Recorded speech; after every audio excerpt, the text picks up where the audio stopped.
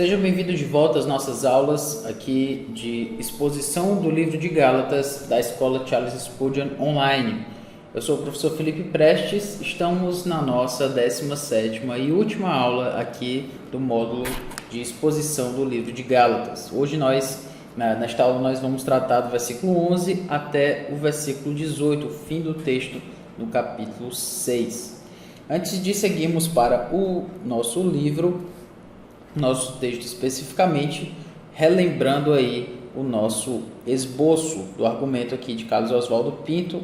Na introdução do capítulo 1, versículo 1 até o versículo 10, Paulo faz sua saudação e denúncia contra os gálatas que estão se desviando do caminho do Evangelho da Graça de Deus. No segundo ponto do seu argumento, Paulo vai falar sobre essa vindicação, que é o Evangelho da Graça é verdade. Ele vai mostrar isso a partir do fato de que isso foi mediado por ele, pelo próprio Senhor Jesus Cristo, e que ele inclusive corrigiu erros até mesmo dos próprios apóstolos com esse Evangelho da Graça, aqui do capítulo 1, versículo 10, até o capítulo 2, no versículo 21. No terceiro ponto, Paulo faz a sua elucidação, ele corrobora o seu argumento de que o Evangelho da Graça é verdade, mostra que isso traz uma superioridade do plano da salvação de Deus, a salvação que é a santificação mais a justificação, e que essa salvação é pela fé, e que isso deve fazer com que os gálatas levassem muito a sério o que os judaizantes estavam fazendo, inclusive os considerando assim como falsos mestres. Essa superioridade do Evangelho da Graça deveria fazer com que os gálatas entendessem que os judaizantes eram falsos mestres, eles pregavam um falso evangelho contrário ao programa de Deus e prejudicial àqueles que o adotavam. Isso foi feito do capítulo 3, versículo 1 até o capítulo 4, no versículo 31. Na sua quarta sessão, segundo Carlos Oswaldo Pinto, no seu esboço, no seu argumento, Paulo vai fazer a aplicação desse Evangelho da Graça. Ele vai mostrar que esse Evangelho da Graça traz uma verdadeira liberdade espiritual que é produzida pela fé, não por observância à lei, e que os gálatas precisam levar, que esse Evangelho da Graça ele leva os gálatas a uma vida de amor e santidade produzidos pelo Espírito de Deus. Isso no capítulo 1, o capítulo 5, versículo 1 até o capítulo 6, o versículo 10. Na sua quinta e última sessão desse argumento, como o Carlos Oswaldo Pinto delineia, nós temos aí a conclusão de Paulo. E nós estamos aqui nessa parte A, que ele mostra que o resumo da mensagem de Paulo aos Gálatas contém uma referência ao seu interesse pessoal por eles, no caso de Paulo pelos Gálatas, e também uma repreensão aos judaizantes, uma reafirmação da sua confiança e um rogo pela paz àqueles irmãos. O pedido de Paulo por respeito da sua autoridade apostólica se baseia na evidência do sofrimento por Cristo, é o que ele vai tratar no versículo 17, e no versículo 18, o desejo de Paulo para com os gálatas é que eles experimentem a graça de Cristo no âmago do seu ser. Tendo falado o nosso esboço, vamos para o texto, que é o que interessa, e então levaremos as nossas próximas observações.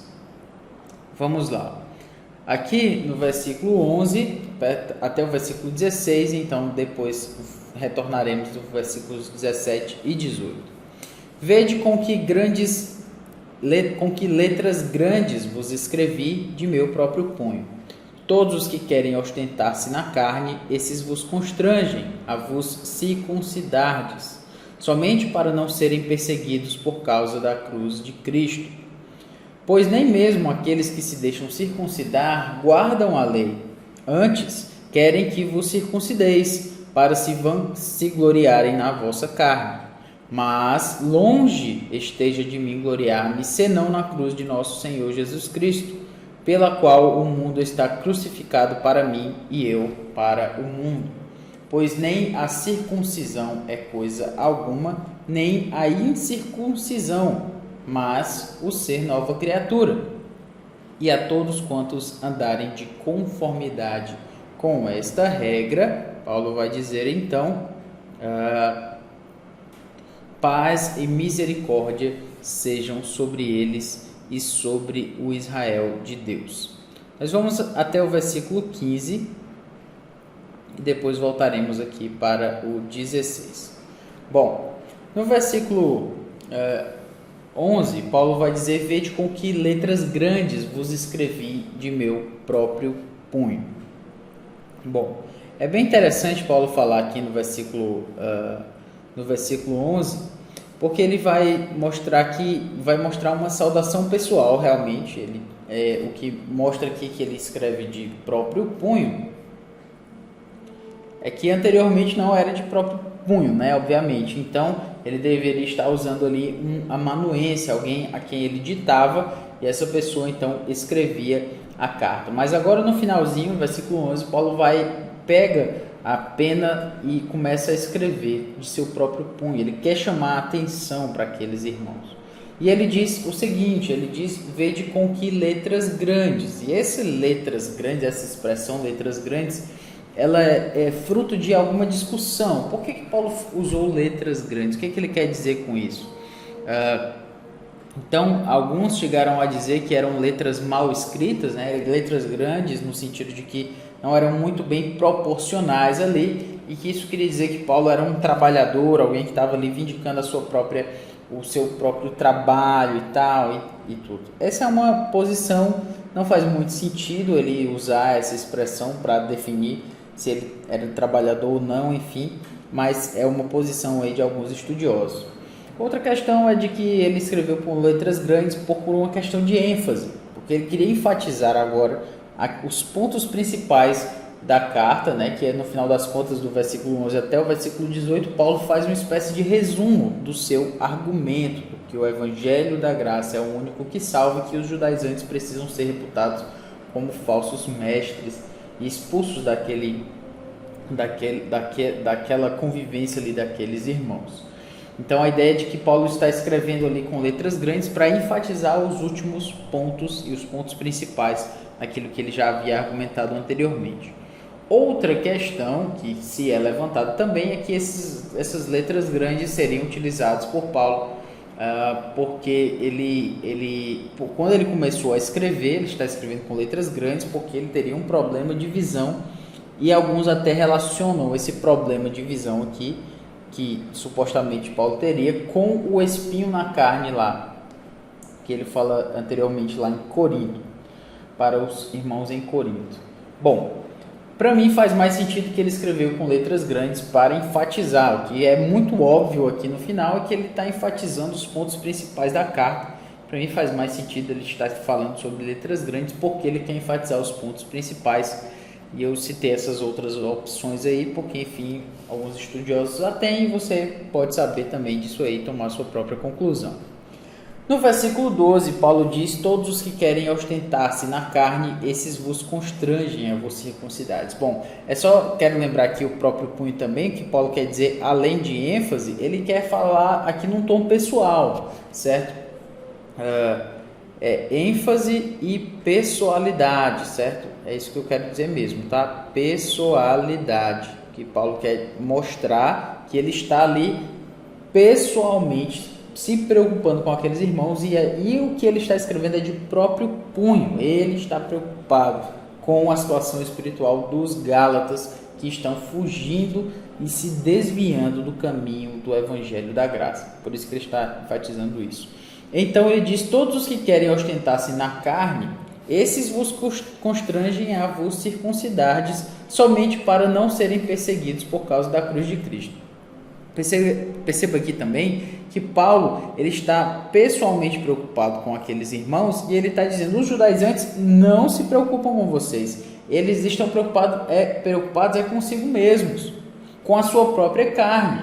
Então Paulo diz: eu me preocupo com vocês, mas os judaizantes, porque eles se ostentam na carne, eles os constrangem a que vocês se circuncidem, ou seja, eles querem se vangloriar, eles querem se orgulhar de terem feito com que outras pessoas se circuncidassem, e eles se orgulham disso, como se agora, por conta desse novo desse novo evangelho aí que eles estavam trazendo, desse falso evangelho, mas para eles como um novo evangelho, eles estavam se orgulhando. Olha, agora nós temos tantas pessoas que se circuncidaram, nós conseguimos com que pessoas retornassem ao judaísmo, enfim, eles estavam se gloriando e eles estavam constrangendo aqueles irmãos, eles estavam levando esses irmãos a se circuncidarem por conta desse amor à lei, certo?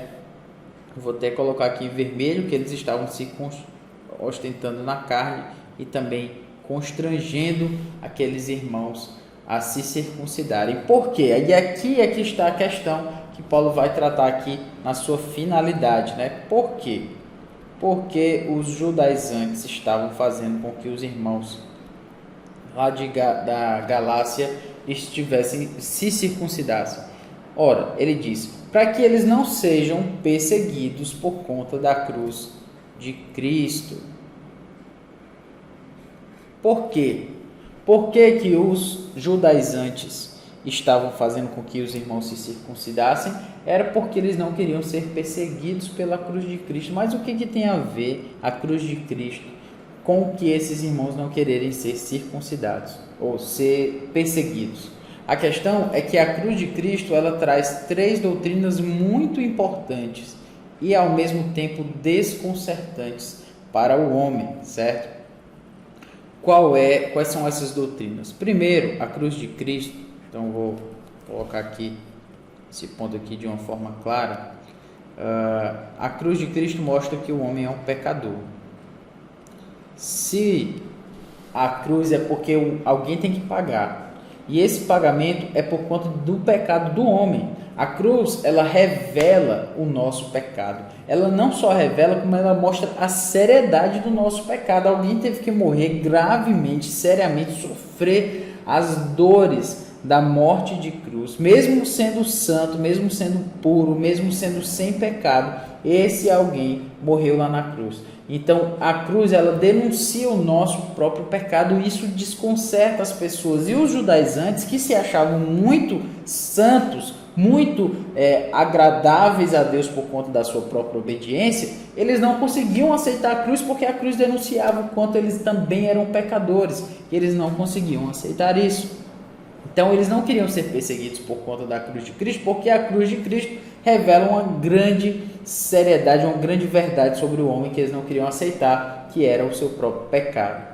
Outra questão que a cruz de Cristo faz é que ela nos mostra que nós estamos sobre a maldição. Desculpe aqui. A cruz de Cristo nos revela como aqueles que estão sob a maldição de Deus. A maldição do nosso próprio pecado, de que porque nós somos pecadores, nós merecemos a maldição do pecado, que é a morte. Nós merecemos a justiça e o juízo de Deus. E isso também os judaizantes não queriam aceitar. Eles se consideravam santos, eles se consideravam justos e eles se consideravam aqueles que iam conseguir chegar até Deus por conta da sua própria justiça e que iriam fazer as outras pessoas por conta da sua própria justiça também se chegarem até Deus. Mas a cruz revela que isso não é verdade. A cruz nos mostra como aqueles que pecaram e carecem da glória de Deus. A cruz faz isso com o nosso coração, faz isso com a nossa própria identidade. Ela nos faz entender que nós estamos sob a maldição do pecado. Maldição essa que o próprio Cristo levou quando disse: Deus meu, por que me desamparaste? Ele levou a maldição do pecado sobre si, morreu, foi separado do Pai por aqueles instantes, exatamente porque ele estava sob a maldição do pecado. Maldição essa que deveria estar sobre nós e não está, porque Cristo propiciou a ira do Pai e tomou sobre si a maldição do nosso próprio pecado. A terceira questão que a cruz de Cristo faz com relação ao homem e que os judaizantes não queriam aceitar, e se eles defendessem a cruz eles iriam ser perseguidos, é que a cruz também mostra que nós somos pecadores, que nós estamos sob a maldição, mas também a cruz nos mostra como incapazes de buscar a nossa própria salvação. A cruz mostra que alguém teve que vir pagar no meu lugar, que eu não sou capaz de pagar aquilo que eu devo a Deus. E os judaizantes não aceitavam isso. A cruz nos mostra como humilhados, como aqueles que precisam de alguém que faça algo por nós, porque senão nós estamos perdidos. E os judaizantes não queriam aceitar isso. Defender a cruz de Cristo como o único meio para a nossa salvação seria ser perseguido, porque os homens até hoje perseguem a cruz de Cristo, perseguem aqueles que defendem a cruz de Cristo, porque a cruz de Cristo, a graça de Deus, ela é constrangedora, certo? Ela nos constrange. E ninguém quer ser constrangido. Ninguém quer ser colocado numa situação tão difícil em que se reconhece o tamanho da nossa insuficiência e incapacidade para sermos salvos. Então, por conta desse constrangimento, até hoje as pessoas não aceitam a cruz. Elas olham para a cruz e pensam assim: mas é muito fácil agora você ser salvo, porque é só você, mesmo você tendo feito tudo de errado, então você vai aceitar Cristo na sua vida como seu Salvador e então você vai ser salvo. Mas isso é muito fácil, e as pessoas não conseguem aceitar a cruz de Cristo. Elas não conseguem, elas não engolem, isso não é tragável para elas. Então, por isso mesmo, as pessoas que defendem a cruz de Cristo como o único meio para a nossa salvação são perseguidas. E os judaizantes não queriam passar por isso naquela época. E também não iriam gostar de passar por isso hoje. Então, para eles não serem perseguidos, eles dizem: então você aceitou a Cristo, ok, muito bom, mas você precisa se circuncidar, porque a salvação você precisa correr atrás também, não foi só Jesus que fez lá por você, não. Então, essa mensagem, ela é menos constrangedora para o homem. Ela gera menos dificuldade para o homem, menos dificuldade no sentido de que é mais fácil para o homem aceitar, porque algo depende dele, então ele vai lá e vai fazer alguma coisa e tal. Mas a cruz de Cristo, ela não nos deixa nessa condição, ela é constrangedora, ela é humilhante, ela é capaz de nos colocar no nosso devido lugar. E os judaizantes não gostavam disso, por isso eles não queriam ser perseguidos e passaram a constranger os novos cristãos lá na Galácia a se circuncidarem, a buscarem alguns aspectos da lei para que fossem salvos, para que tivessem uma verdadeira espiritualidade. Paulo prossegue mostrando para esses irmãos algo muito interessante. Ele diz: pois nem mesmo aqueles que se deixam circuncidar guardam a lei. Então, o que Paulo está mostrando é que essa doutrina que os judaizantes estavam levando as pessoas era uma doutrina falha, era uma doutrina que ia levar as pessoas à falência. Por quê? Por a falência espiritual, porque nem mesmo eles conseguiam guardar a lei. Paulo está dizendo, eles são circuncidados, mas eles não conseguem cumprir a lei. Eles estão tentando fazer com que vocês cumpram a lei, mas em eles mesmos conseguem cumprir a lei. E ele diz: antes querem que vos circuncideis para se gloriarem na carne. É uma questão pessoal. No caso, Paulo mostra a sua pessoalidade para mostrar que ele está envolvido com os irmãos e preocupado com eles, com a sua condição espiritual. Já os judaizantes, eles estavam preocupados consigo mesmos e somente, e eles estavam querendo se gloriar na carne, como quem diz assim: eu consegui tantas pessoas para que fossem circuncidadas, para seguirem aqui o nosso novo movimento, quase como disse o comentarista do texto do Expository Bible Commentary. Ele diz que é quase como se fosse Davi levantando lá os prepúcios dos filisteus, se gloriando, como quem diz que conseguiu aquilo. E os judaizantes estavam quase querendo fazer isso, porque eles estavam querendo se gloriar e se orgulhar de terem conseguido pessoas para a sua nova doutrina, para o seu novo evangelho. E Paulo coloca tudo isso por água abaixo. Ele diz: vocês mesmos devem entender que eles nem mesmos conseguem seguir a lei e estão aí tentando se gloriar na carne de vocês. Paulo está dizendo, ou seja, antes eles querem que vocês circuncidem para se gloriarem na vossa carne, na vossa circuncisão. Paulo está dizendo. Então Paulo diz que isso é um absurdo para esses irmãos. Eles não devem seguir isso de forma alguma. Então o que eles estavam querendo? Primeiro, tudo isso era ruim por esses dois motivos. Primeiro, porque levava essas pessoas à falência, e segundo, porque era motivado pelo orgulho, pelo egoísmo, pelo querer se mostrar melhor do que as outras pessoas, algo que Paulo já luta contra em alguns outros versículos atrás, como nós já observamos, certo? E Paulo diz o seguinte, olha: longe esteja de mim gloriar-me, senão na cruz de nosso Senhor Jesus Cristo. Você quer se gloriar em alguma coisa? Então glorie-se na cruz do nosso Senhor Jesus Cristo. Essa cruz que é tão humilhante, que é constrangedora, que mostra a graça de Deus, você quer se gloriar? Pois se glorie nessa graça de Deus. Se glorie no Senhor, que vai merecer de fato essa glória, essa honra, esse orgulho do nosso coração. Porque Paulo diz: longe de mim esteja gloriar-me em outra coisa, senão na cruz de nosso Senhor Jesus Cristo, senão Ele receber a glória, né? A honra e o louvor. E aí ele diz: pela qual, essa cruz de Cristo, pela qual, então, interessante aqui Paulo dizer que é essa cruz pela qual o mundo está crucificado. Perceba aqui, irmãos, a questão da santificação. A santificação está relacionada à cruz de Cristo. Então, é pela cruz de Cristo que Paulo tem o mundo crucificado para si e ele mesmo crucificado para o mundo. Ou seja, é a cruz de Cristo que nos santifica. Isso é bem interessante porque é algo interno, certo? O mundo é crucificado para Paulo por conta da graça e não da lei, certo? A santificação, ela está relacionada à graça de Deus e não relacionada à lei de Deus.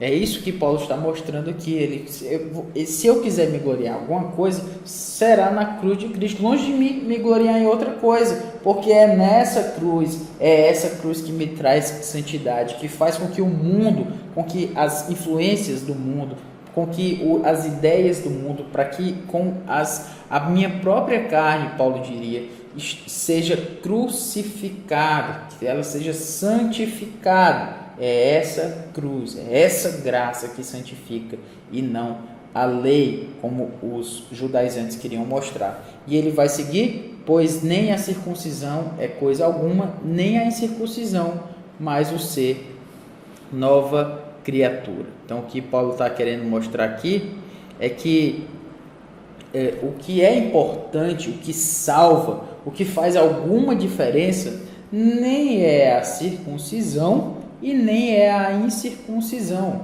Não é alguém ser circunciso ou incircunciso, certo? Isso é uma questão legal, uma questão da lei. Nem é a circuncisão que vai levar você para o céu e nem a incircuncisão. Não são essas questões que vão ser definitivas para a sua espiritualidade e nem para a sua salvação. Paulo vai dizer que o que é importante mesmo é o ser a nova criatura, é ser alcançado pela graça de Deus. É isso que vai fazer diferença, é isso que é alguma coisa para Paulo, é o ser uma nova criatura, é ser alcançado pela graça.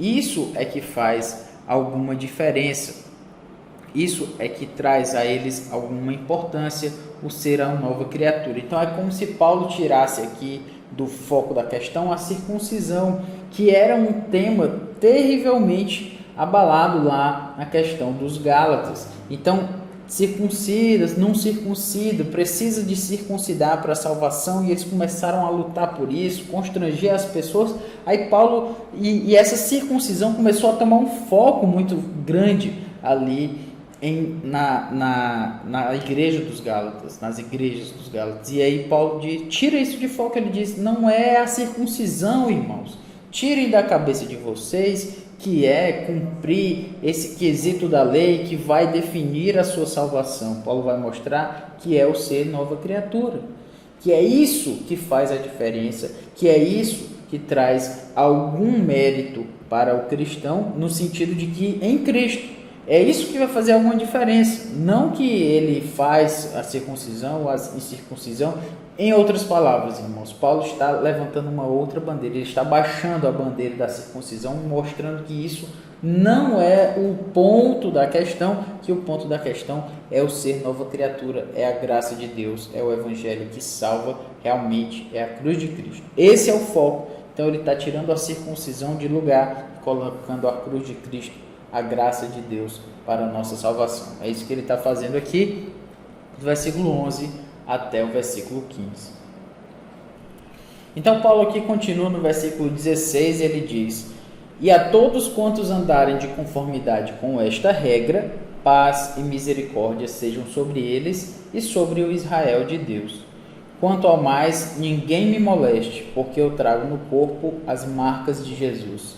A graça de nosso Senhor Jesus Cristo seja, irmãos, com o vosso espírito.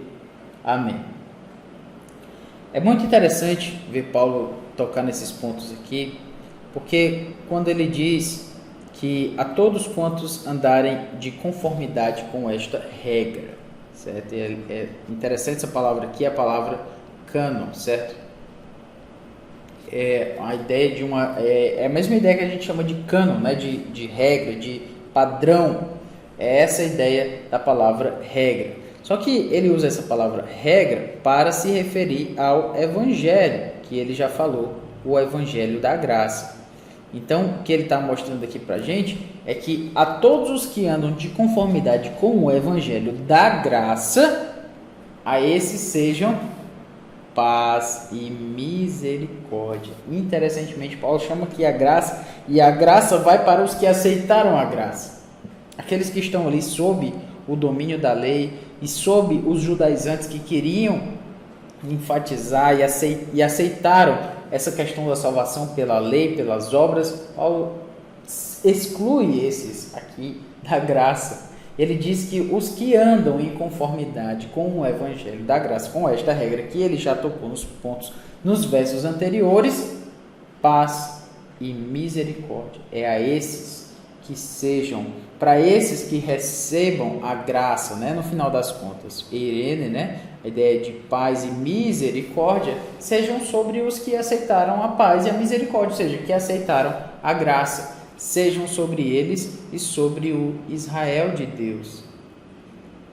É muito interessante Paulo falar aqui o Israel de Deus, porque os judaizantes se referiam como filhos de Abraão, como o povo de Deus, como o povo de Israel, e Paulo está mostrando aqui que os que recebem a graça de Deus, esses são o verdadeiro povo de Deus, os que receberam a graça, os que recebem a graça, que recebem o evangelho da graça, o evangelho verdadeiro. Esses são o Israel de Deus e não os judaizantes. E não aqueles que se definem como circuncidados, então esses são o povo de Deus. Paulo vai dizer que não é isso que vai fazer deles o povo de Deus. O que vai fazer deles o povo de Deus é aceitarem a cruz de Cristo, é aceitarem que o evangelho da graça é o que salva, que Jesus Cristo já fez o suficiente e o que nós precisávamos para ser salvos. E agora nós precisamos aceitar e viver por essa fé, viver pelo Espírito e obedecer pela capacidade que Deus nos dá pela sua graça e não pela minha própria capacidade de ser aceitável a Deus por conta das minhas obras. Então, Paulo está sendo até mesmo irônico e sarcástico aqui com esses judaizantes, porque eles se definiam como o povo de Deus, e Paulo disse que o povo de Deus é o povo que aceita o evangelho da graça. E ele diz: quanto ao mais, ninguém me moleste, como quem diz, eu não aguento mais sofrer, ninguém mais me faça sofrer. Paulo mostra que isso aqui é um sofrimento para ele, é um sofrimento ver irmãos a quem ele pregou esse evangelho da graça começar a seguir um evangelho falso da lei. Paulo diz: não me façam mais sofrer. É interessante Paulo dizer isso também, porque isso traz para a gente como uma aplicação mesmo pessoal, a questão de que ver irmãos se desviando da fé deve nos fazer sofrer, como Paulo diz, que ele traz no corpo as marcas, os estigmas, né? Estigmata as marcas de Jesus. Paulo diz: eu já sofri tanto por vocês, não me façam mais sofrer, não me façam mais sofrer vendo vocês caminharem para o evangelho errado, porque eu já sofro já trago no meu corpo as marcas de Jesus, né? Ele já tem sofrido pelo evangelho, ele não quer mais sofrer mais por conta do evangelho, por conta de irmãos que estão fugindo do evangelho. Paulo já meio que coloca-se assim pessoalmente, né, de uma forma meio que apelativa nesse sentido. Ele apela a esses irmãos para que não o façam sofrer fugindo do evangelho da graça sobre o qual ele tem tanto pregado aqui em Gálatas. E ele diz no final das contas, na sua saudação final, a graça de nosso Senhor Jesus Cristo, ou seja, que é interessante porque ele acaba com a graça, né? Ele começa e termina aqui com esse evangelho da graça. Ele espera que essa charis, né? Essa graça de Deus, de nosso Senhor Jesus Cristo, seja, irmãos, com o vosso espírito. E aí ele termina com o seu amém. A ideia de que os que recebem a graça é os que receberam o evangelho da graça e não do evangelho da lei. Ele deseja essa graça para esses irmãos, essa graça do nosso Senhor Jesus Cristo no espírito daqueles irmãos. Então é isto. Nós percebemos aqui no livro de Gálatas muitas ênfases, mas a ênfase principal podemos entender é de que a salvação é pelo evangelho da graça de Deus, que a cruz de Cristo ela nos constrange a entendermos como pecadores que somos, mas que a forma de Deus nos salvar era somente por essa cruz, pela sua graça e não pelas obras da lei.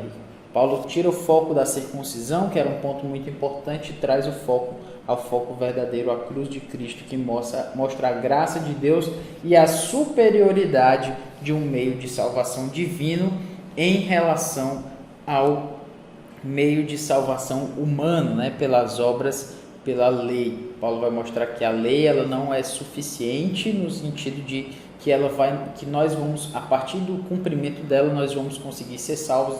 Paulo vai mostrar essa impossibilidade, essa incapacidade do nosso coração, coloca a lei no seu devido lugar, não como alguém que é antinomista, que separa a lei, que é contra a lei, que agora vai seguir a libertinagem. Paulo não mostra isso. Paulo mostra que ele coloca, na verdade, a lei no seu devido lugar, como um aio, como um paidagogos, como aquele escravo que leva aquele menino até a maturidade. O paidagogos fazia isso, esse era o aio, e esse é o propósito da lei. A lei, ela nos leva a Cristo. É esse o propósito, ela nos leva à maturidade. E se nós estamos querendo seguir a lei para sermos salvos, para termos uma espiritualidade verdadeira, nós estamos retrocedendo.